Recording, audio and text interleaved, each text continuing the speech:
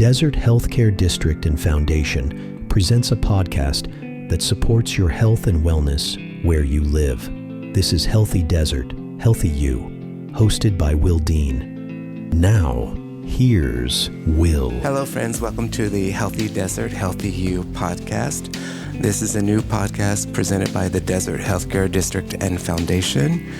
And we started this to continue conversations we began last September when we hosted the inaugural Healthy Desert, Healthy You Environmental Health Summit. One of the participants of that summit was Indio City Councilman Oscar Ortiz. He is here with us today. Welcome, Councilman. Thank you for having me. Appreciate it. We're very happy to have you here because I understand Indio is doing a lot in terms of addressing the environmental challenges in the city of Indio. And I want to talk to you about that. I think it's really interesting and fascinating that Indio is really becoming a leader in this movement. Definitely. So what are the key ways that Indio is addressing environmental challenges? I think in the past few years, one of the things that we've been doing is looking regionally at what's going on in different cities, different regions, all throughout our region. Sometimes if we're looking just locally, everything looks like it's going okay. And we look regionally and we see that there's so much more work to do. And so we've been building on that and looking at how we can be a leader in the region and helping address some of these issues that we're seeing coming up around our communities.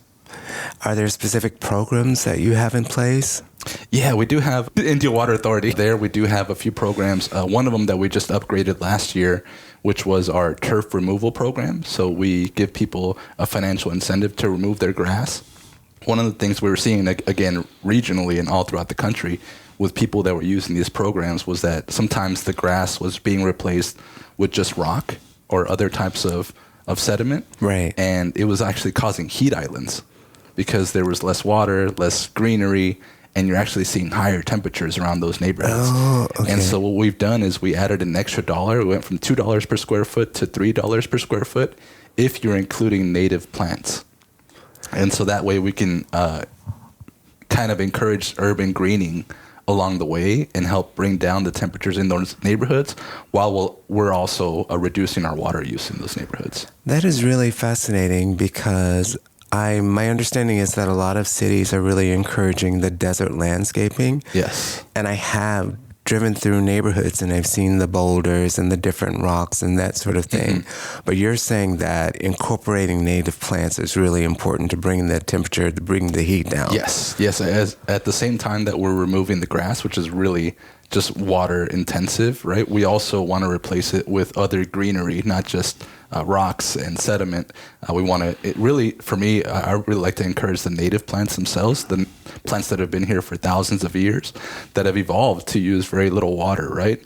But we can still get things, we can get shade from the trees, they're a food resource, they're a wildlife habitat, and they save a lot of water. So you're kind of hitting all these different points with one strategy. So when you talk about native plants and trees, you're talking about mesquite, you're talking about palo verde. Are there others that you? There's so many. Yeah, I think we're about to update our list to about 50 plants that you can include throughout your landscape. And so there's a lot of trees, different types of shrubs. Lavender plants. Right, yes. There's a desert lavender that can grow, up to 6 to 12 feet tall. And it smells amazing. It's great for bees. There's also the creosote, which we see all over our desert. That's the one that gives the smell of rain in our desert. When we have that really distinct smell when it rains out here, you're smelling the creosote from all around the desert. And actually, that plant, there's over 100 different species of bees that specialize just on that plant. So when they're looking for food, they're looking for creosote.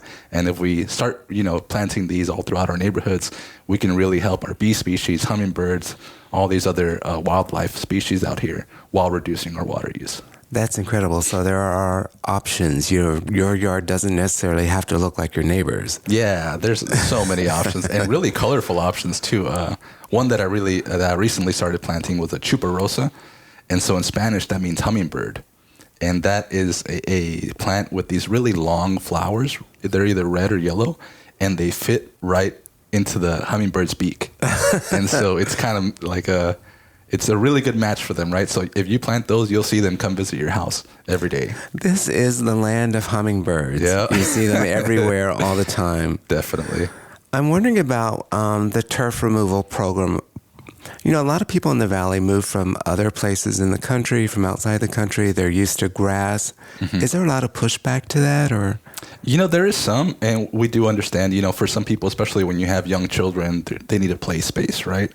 I think when we're going into just very large yards and entire neighborhoods and golf courses, it's just extremely water intensive. And right now, it's unsustainable, right? We look at our groundwater system. We have a huge aquifer, right? And it's going to keep us good for a really long time. But again, that's here locally. You look regionally, and things are not going very well. The Colorado River was going dry on us, right? Lake Mead was almost at the point where it couldn't pump water anymore. And that's how we get, you know, water from the Colorado River. And in Arizona, you're seeing, you know, the land has subsided by several feet because you've drained so much water out of their aquifers. Central Valley is the same way. We've drained so much water out of those aquifers that the land has subsided several feet down, and you cannot regain that land, right? Or that space incredible. Under your land. And so I think, just keeping that in mind, that we need to make some huge changes to be able to be sustainable within this desert region. So making these changes, it all sounds really wonderful and things that we should be doing to protect our environment. Mm-hmm. I'm wondering, are there any obstacles to implementing environmental initiatives and programs? Yeah, I think one of them, I think price would be an obvious one, right? We always think about that. But I think a secondary one is, what is the actual analysis on a lot of these technologies, right? A lot of times I bring up a lot of different strategies, and people real quick say, that's too expensive. We can't do that. And I say, show me the numbers.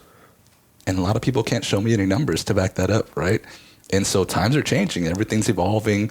Prices are changing. The price of lumber is changing just this past week, right? And so we need to have good models that we can continue to change while times are changing to see how far are we from these strategies being financially feasible. One of the ones that I was looking at is solar power.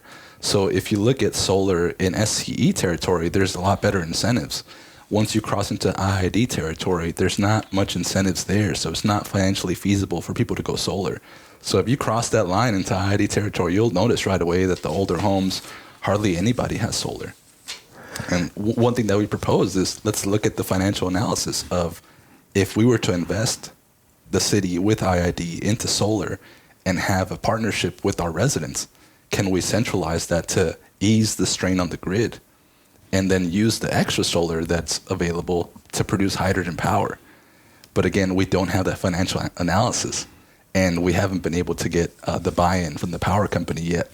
Not yet, but one day we will. Yeah, I was going to ask about that. Mm-hmm. Utility companies especially, is it difficult to work with them? Do they seem open? If the bottom line makes sense for them, that's usually a big part of the deciding factor. Yes. You know what? Sometimes I think we can't even get to those numbers. That's been a struggle that I've been seeing. So I had a 9-page proposal that I sent in, and I got a paragraph back that said, we're not interested. Oh. Right. And so we're going to keep pushing, though. And now we have, a new JPA that we formed. We have 2033, our contract will be coming up. And so we have room to negotiate. We have some leverage here. And I think we're going to keep pushing those conversations. I love that. One of the things I always I like to ask is, what can residents do right now in their lives to make a positive impact, and whether it's in their individual lives, collectively for the community? You talked about turf removal, about planting native plants and trees. Yeah. What are some other things that people can actually do right now? I think one of the things that I would like to see is we focus so much on what is easier, right? What is cheaper to do? And I think we have to kind of work backwards a bit. We've been given a lot of things that are cheap and fast, but are not good for our communities, right? I've heard from a lot of native communities here that they plan for 7 generations, right? The way that we're working right now, we're not planning for 7 generations. We're causing a lot of pollution, a lot of plastic use, single plastic use, right? even the paints that we use for our homes, construction materials. So I always like to go backwards a bit and see, how did we do this before we had these new materials that are toxic to our community? One of the things that I started looking into recently was straw houses. So people used to build houses out of straw bales, and they would cover them with plaster and adobe, and they're actually a lot more energy efficient. And they can also be fireproof. So right now we're seeing all these issues in wildfire areas throughout California, right? Right. If we start building with these materials, they're non-toxic, they're probably easier to build, and they could be really energy efficient. And so that's something that I would like to see us start getting into and start doing some pilot projects on these types of homes. How do we modernize these technologies to make a really nice looking home that doesn't have, all these toxic paints or asbestos, right, or polyurethane foams? How do we start looking backwards and rediscovering some of those techniques that we used to have? It's really fascinating. And before we started the podcast, you were telling me that you studied chemistry at Stanford. Yes. Have you always been passionate about environmental protection, or is it a recent development?